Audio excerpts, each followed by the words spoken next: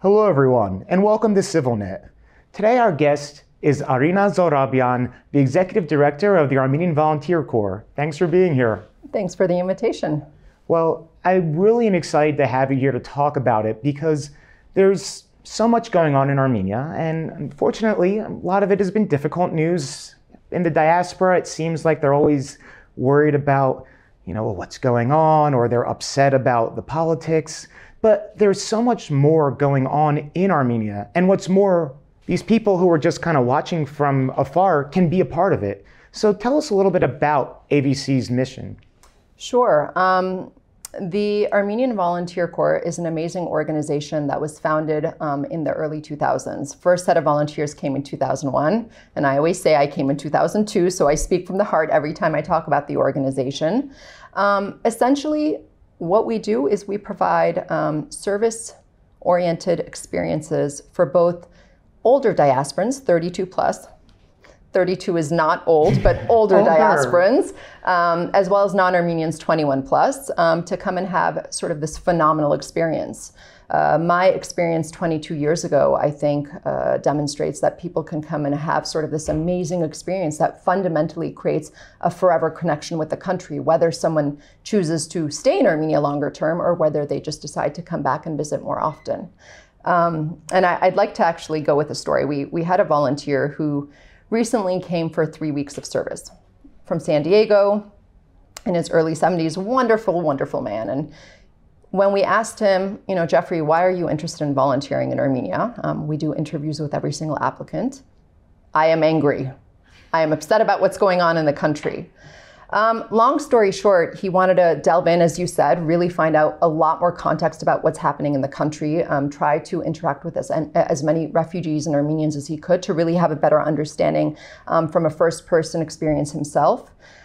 He left transformed. I actually just had a call with him earlier this morning, and he is continuing to volunteer from abroad. He's back in San Diego now to work with Democracy Today in building sort of a women's center in Martuni Village. So that's wonderful. Yeah. And that's another thing. You don't even have to be in Armenia long term. You can come for a bit, make those ties.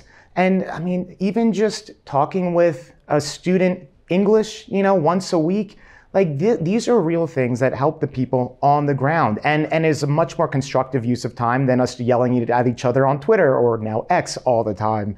And so another thing that I think really fascinates diasporans is, we, from our generation at least, the pre-Kardashian days, no one knew what we were. They're like, Armenia, is that a food? And fortunately, a lot of people still don't know that there is more and more awareness. But you get lots of non-Armenians now.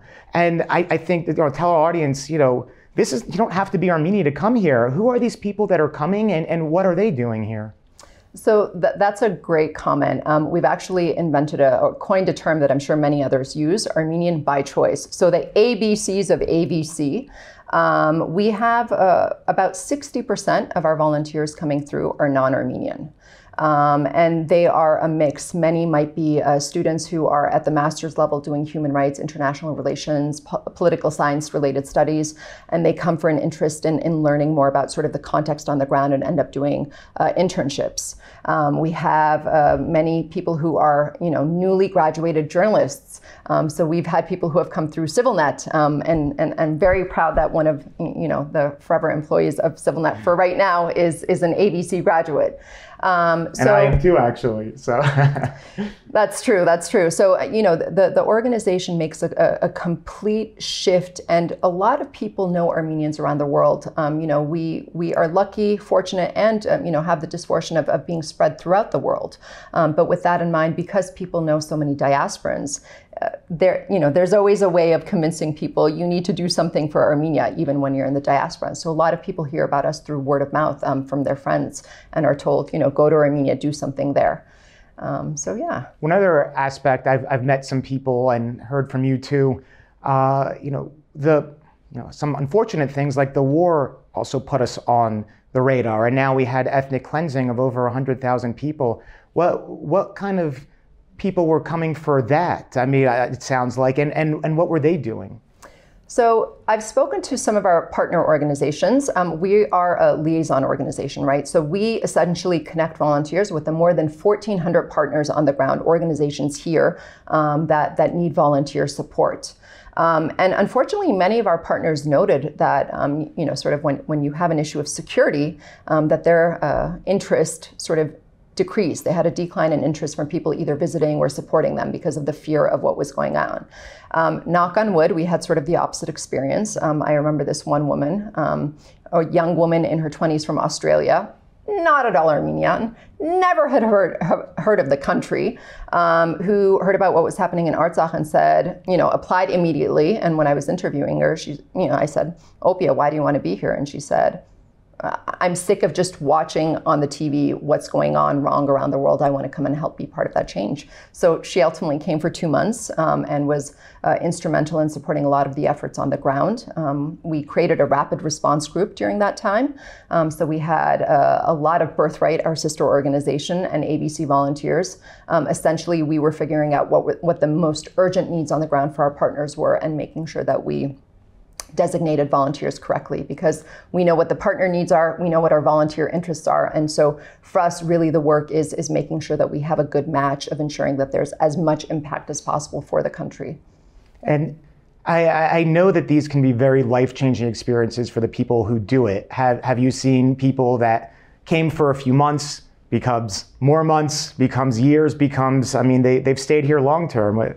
So I think one of my favorite examples of that is we had this volunteer who came, I think, initially for about a month. And then so our minimum timeframes for our professional corps and senior corps volunteers are 2 weeks. But for our junior corps, which is up to the 32-year-old age group, it's a month. And so he had initially said, I'm coming for the month. And that 1 month became 2, 2 became 4, 4 became 6, and then he ultimately ended up staying a year. And after a year, I think his Facebook profile now has a completely Armenian name. He's here, he lives here. So he became an Armenian by choice, and he continues working at the organization that he volunteered with. So those are, some of the most important successes that we see. For our older, more professional and senior volunteers, especially amongst the diaspora, I think one of the really great aspects of ABC, especially related to the placement, is that we do a lot of repeat volunteering. So volunteers who will come 1 year will say, okay, this is a phenomenal experience. I want to come back, either do the same thing or something different. So they have the opportunity to come back again and again and again. And we have a number of volunteers who are doing that. Brian Kamajian from Chicago came recently, and he's an IT project manager, but this year said he wanted to work with kids. So he was tutoring with Oran. And it was interesting when he was having a conversation with Oran related to sort of his support. They said, we don't get too much male presence to work with the kids. And so that was a really good sort of thing that we were able to provide through Brian. And especially, I think seniors out there who maybe they've just retired and they're wondering, what is the next step in my life and what can I do with all this? They have years of experience. Bring that to Armenia and really unleash that. And you're seeing that happening. And it sounds like you have people in their 70s and yeah, so this year, our minimum age is 21 for the non-Armenians, and then the oldest volunteer we've had this year is 74. We've brought people who are in their early 80s as well. If we have another volunteer currently in Armenia who decided to do ABC with his wife, who happens to be American, also an Armenian by choice, and they decided to do ABC because their daughter was doing Birthright Armenia, and he had this sort of phenomenal comment. All too often we hear about the need to provide funding, for Armenia. So do these donations, this organization. We don't want your money. We want you to come, spend your time, give your expertise, and make lifelong connections that will help not only you find sort of a new purpose, but really help impact the country. And it's wonderful because, you're doing something for others. I'm sure they get something out of that too. And one of those things is there a chance to see Armenia and really get to know it while they're here? So there are a lot of support services provided by ABC for all of our volunteers, from the non-Armenians to the older Armenians. So there's a lot. As you might recall from your days, every Saturday we do a full day excursion outside of the city. So they get to uniquely discover different parts of the country. Oftentimes there might be a hiking component, a visit to a monastery. So each week it's something different. I think earlier, we're in June. So Late May, we decided to do a kayaking trip. Late May is not a good time to do kayaking because the weather was not so great. But yeah, I mean, it's a really unique introduction to the country that you might not get just if you're coming as a tourist and want to visit Garnier and Gerhardt or this or that. Outside of that, we do forums or gatherings during the week. So for example, it could be a visit to a museum. We could go listen to the world-renowned choral group Little Singers of Armenia during a recital. Next week for the ABC volunteers, we're organizing sort of an introduction to the duduk and kanun, where we're going to have sort of a world-renowned duduk player who studied under Jivan, essentially come in and sort of talk about the duduk. So there's a lot of really great opportunities for people to learn about the country and again, create sort of a lifelong connection. I think one more thing is there are probably people watching who have maybe never been to Armenia, maybe they're always been a little bit hesitant, but you know, they want to do something, they want to make a change. Maybe they're tired of sitting there and just watching. What would you say to kind of give them that extra push or that little bit of encouragement needed that, yes, you can do this. This is not something that is too hard. Get in here and make it happen. So I think probably the most important message is, it's time for everyone to sort of unite. We're a very divided people right now. It's a very, very trying time. And, instead of, if people are donating money, that's great that they're, donating to causes that they believe in. But it's time to, get a plane ticket, come to Armenia, and let us customize a placement that will, or placements, multiple, that will allow them the opportunity to see the change, be the change that they want to see in this country. While they come here, we've got them covered.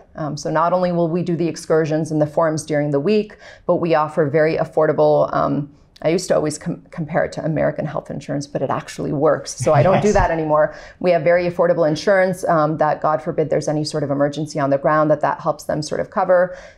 We have a team of 4 people along with the birthright staff, and they have us at constant need. I get phone calls at 2 a.m. My husband will kind of eye me and say, "Why is someone calling you at this hour?" But we're really there for them. And another really great opportunity, and something interesting that we've seen, is that we offer host family placements, right? So some of our volunteers, including the senior volunteers, now you say, Arina, go live with the host family. I'll say, I'm kind of old, I'm set in my ways, I like my little privacy and things like that. But these host families are phenomenal. And the way that we've had some of our senior and older, like 30 plus volunteers who have gone there, they've created a new family here in Armenia. And it's interesting, the couple that I was speaking about earlier today, they had such a great, their daughter who was staying with a host family, they will be hosting them in Cape Cod when they come visit. So it's a really, really amazing connection into building a long-term relationship and understanding and immersing in the local culture and the people. Well, that's wonderful. Thank you so much for sharing these stories with us and with our viewers. There's so much happening out there. A lot of things to be positive about, and let's get out there and make this stuff happen. So thank you again for being here with us. And we'll hope that after today, we'll see an uptick in the application numbers. There is an application process. If people are willing to take the 1.5 hours it takes to fill that online application, I promise it will be worth it. Great. Thank you. And thank you for watching CivilNet.